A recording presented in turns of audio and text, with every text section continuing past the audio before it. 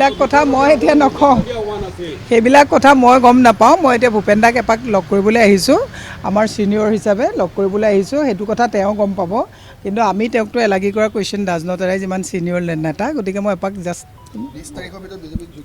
সেইবোৰ নিউজতহে ওলাই আছে, সেইটো নিউজত বহুত কথা ওলাই আছে, কিন্তু সেইটো কথাটো ভূপেন দাৰ মুখেৰে শুনা নাই। আৰু ছিনিয়ৰ নেতা হিচাপে ভূপেন দাৰ ওচৰত অহাটো আমাৰ নৈতিক দায়িত্বৰ ভিতৰত পৰে যে ভূপেন দাই কিনো মনত বেয়া পাইছে বা সঁচা নে মিছা ওলাই থকা কথাবিলাক, সেইকাৰণে মই আহিছোঁ। গতিকে এইটো মোৰ দায়িত্ব হিচাপত পৰে, মোকো দললৈ সভানেত্ৰী হিচাপত তেওঁৱে দায়িত্ব দিছিলে। গতিকে মই ভূপেন দাৰ বিপদ কিবা এনেকুৱা যদি হৈছে, সেইটো জনাটো মোৰ দায়িত্বৰ ভিতৰত পৰে। গতিকে আহিছোঁ। মোৰ বিশ্বাস এই যে নিৰ্বাচনলৈ 60টা দিন আছে, ভূপেন দাই কেতিয়াও নিজে সহ্য কৰা মানুহ, বহুত লাঞ্ছনা বাঞ্ছনা তেওঁলোকে এটা সময়ত কৰি পেলাই তেওঁলোকে ৰাজনীতি এইটো পৰ্যায়লৈকে আহিছে।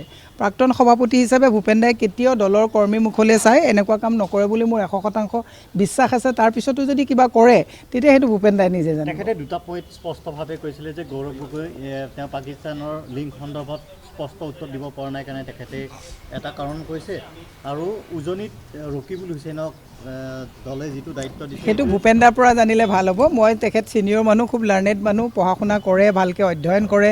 ভূপেন দাই ভালকৈ দলটোৰ লগত সভাপতি আছিলে, গতিকে সেইটো ভূপেন দাই ক'ব। মই তেখেতক এটা মাত দিবলৈ আহিছোঁ।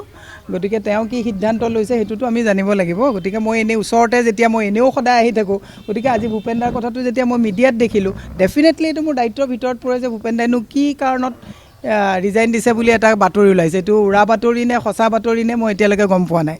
গতিকে মই তেখেতৰ ওচৰত আহিছোঁ। সেইটো ভূপেন দাই জানিব, সেইটো ভূপেন দাই জানিব। নাই, ভূপেন দাক দলত প্ৰয়োজন আছে, নাই দলত প্ৰয়োজন আছে। গতিকে মই কেতিয়াও এইটো কথা নকওঁ। বিজেপি কেইবাগৰাকীও মন্ত্ৰী বিধায়কে কৈছে ভূপেন বৰাই বিজেপিত 20 তাৰিখে অমিত শ্বাহৰ উপস্থিতিত যোগদান কৰিব বিজেপিত। আৰু দ্বিতীয় কথাটো হৈছে যে গৌৰৱ গগৈ পাকিস্তান লিংকে ক'ৰবাত কংগ্ৰেছক ক্ষতি কৰিছে, এই কথাটো কিন্তু কৈছে।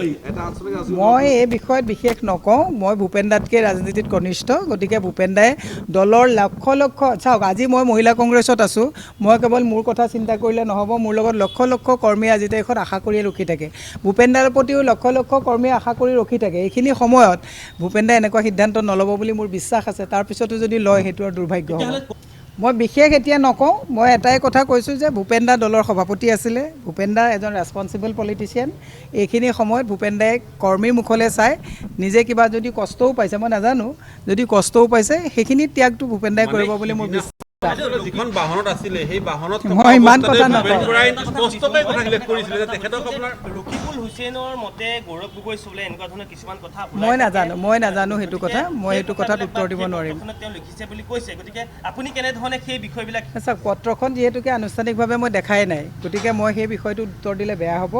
গতিকে মোৰ এটাই বিশ্বাস আছে যে ভূপেন দাই খুব নিয়াৰিকৈ পৰিপাটিকৈ কাম কৰা নেতা এজনে মানে ইলেকশ্যনলৈ 2 মাহ থকাৰ সময়ত ডেফিনেটলি মানে তেওঁ দলৰ কৰ্মীৰ প্ৰতি চিন্তা কৰি পেলাই কেতিয়াবা নিজৰ কথাও আমি পৰিহাৰ কৰি কৰ্মীৰ কথা চিন্তা কৰিবলগীয়া হয়। মোৰ এতিয়াও 100% বিশ্বাস আছে যে ভূপেন দাই যি কৰিব দলৰ কাৰণে ভালকৈ কৰিব। গতিকে ভূপেন দাই এনেকুৱা সিদ্ধান্ত যদিও কিবা কাৰণত লৈছিলে, যদি লৈছে, মই যদি বুলি কৈছোঁ, এইটো প্ৰত্যাহাৰ কৰিব। কাৰণ এইখিনি সময়ত ভূপেন দাই কেতিয়াও তেনেকুৱা কাম নকৰে।